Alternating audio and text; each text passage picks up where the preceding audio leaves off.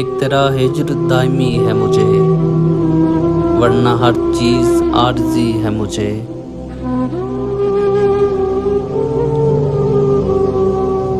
एक साया मेरे ताक़ुब में, एक आवाज़ ढूंढती है मुझे।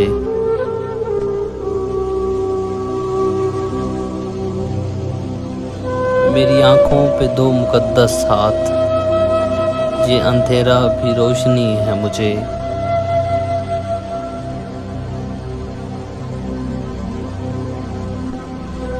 मैं सुखन में हूँ उस जगह के जहाँ सांस लेना भी शायरी है मुझे।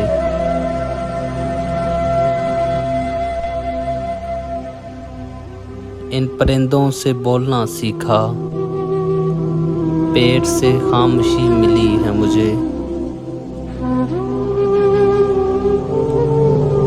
मैं उसे कब का भूल भाल चुका, जिंदगी है कि रो रही है मुझे।